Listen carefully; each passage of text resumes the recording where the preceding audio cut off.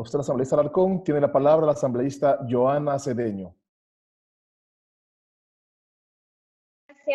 Gracias, presidente. Un saludo cordial a todos los compañeros asambleístas, a los medios de comunicación, a los ciudadanos que nos siguen a través de estos medios digitales y, por supuesto, también a los representantes del Ejecutivo que hoy son parte de este proceso de comparecencias y de fiscalización. Todos sabemos que mientras más dure la crisis sanitaria, más difícil será la crisis social y la crisis económica que tendremos que enfrentar. Y reconocer además que esta no es una crisis del Ecuador, sino del mundo entero. Que la cuarentena fue y es necesaria, por supuesto. Que frente a la rapidez en que se propaga el virus no había otra alternativa, sí. No es esa la cuestión que está en debate, ni en nuestro país ni en ningún otro. Es más, tenemos que reconocer al gobierno nacional que con la medida de aislamiento lo que se hizo fue anteponer la salud y la vida de los ecuatorianos a la economía, con plena conciencia de que cada día de aislamiento pone en peligro a más empresas, a más negocios, a más empleos y a la misma dolarización. Pero también sabemos que el aislamiento obligatorio no se padece de igual manera en una sociedad injusta e inequitativa como la nuestra, que para los sectores más pobres prácticamente es imposible estar en cuarentena por las condiciones de extrema precariedad en la que viven, porque si no salen a trabajar un día, no podrán parar la olla para sus hijos. Frente a esta realidad, los dilemas de política pública son enormes, más aún en un país sin recursos. Y por supuesto que la entrega de bonos, de paquetes de alimentos, son ayudas inevitables y valiosas a corto plazo, y que el sector público y privado ha respondido a la medida de sus posibilidades. Pero también tenemos que reconocer que en el mediano plazo esta situación se vuelve insostenible.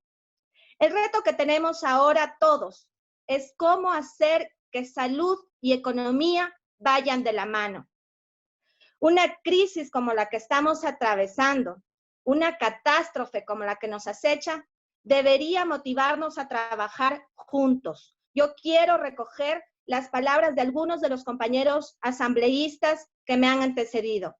Juntos, gobierno nacional, asamblea, sector privado, ciudadanos, todos, al menos hasta que la pandemia fuese vencida y hasta que nos pongamos y que retomemos las actividades, que el país nuevamente esté en movimiento. Por desgracia, salvo excepciones, mi percepción es que esto no está ocurriendo.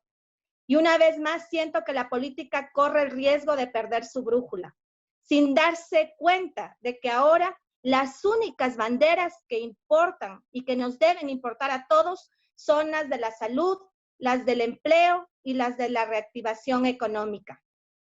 En este contexto, señor ministro Ontaneda, y con la esperanza de que prevalecerá la solidaridad y el manejo técnico de esta crisis, y con la certeza, sobre todo, compañeros asambleístas, de que esta Asamblea Nacional sabrá estar a la altura, legislando y fiscalizando de manera responsable, quiero plantearle las siguientes preguntas. Usted ha sido muy claro en presentarnos un diagnóstico que refleja una situación no muy alentadora. Son miles de millones de dólares que ya se han perdido en los sectores productivos del país. Y usted ha mencionado que solo el 30% de esos sectores productivos que están funcionando lo hacen con grandes dificultades. ¿Qué estrategias de política pública concertadas? Y hago énfasis en esta palabra porque me refería a la unidad nacional, a la unidad de todos los niveles de gobierno, de todas las funciones del Estado y de todos los ciudadanos de la patria. ¿Qué estrategias de política pública se han diseñado desde su cartera de Estado a fin de recuperar la capacidad productiva de la economía? Y dentro de esas estrategias, ¿qué papel deberían cumplir los gobiernos locales, específicamente los municipales y provinciales? Entendiendo que, por ejemplo, entre las competencias de los gobiernos provinciales están justamente las de apoyar las actividades agroproductivas. Tomando en cuenta que, por ejemplo, el sector turístico y de la pesca artesanal ha sido altamente golpeado y que provincias como Galápagos, que tienen prácticamente a toda su población alrededor de estos negocios turísticos, queremos, señor ministro, que con mayor claridad usted nos explique cuáles son las acciones concretas y cuáles son los incentivos concretos que se están planteando para este sector. Le escuché atentamente y, por ejemplo, usted decía que el diferimiento del pago del IVA, sí, es una medida importante. Sin embargo, queremos saber qué otras acciones y qué otras medidas se están tomando. Y en el caso del sector productivo, usted nos planteaba algunas cifras. Agricultura y ganadería han tenido una afectación de alrededor de 143 millones. Pesca y acuacultura, alrededor de 84 millones. La caída en las exportaciones, el 65% en el sector camaronero, en banano el 80% y en cacao el 85%.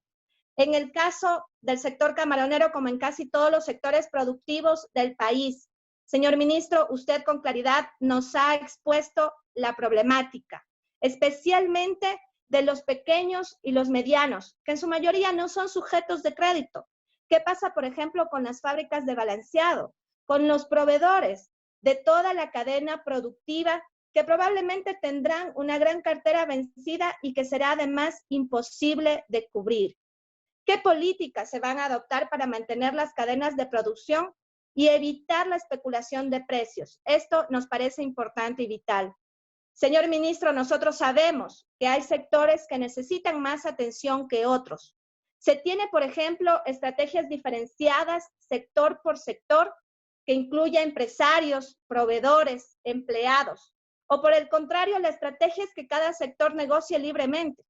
Si esa fuera la estrategia, ¿cómo evitamos que los costos de salir de esta crisis recaigan en los sectores más vulnerables de la cadena de pagos? Y finalmente, en materia de comercio exterior, ¿cuáles son los acuerdos y en qué temas se ha logrado avanzar en las negociaciones para facilitar y mejorar las condiciones de comercialización de los productos ecuatorianos? Quiero, para concluir, referirme a unas palabras dichas por usted. No solamente los trabajadores de la salud y todos los trabajadores que nos garantizan la seguridad y que los servicios básicos lleguen a nuestras viviendas son héroes en esta pandemia. Usted bien lo ha dicho. También son héroes las empresas. También son héroes los empleados de esas empresas. Y sin embargo, también a ellos queremos meterles la mano en el bolsillo. Gracias, señor presidente.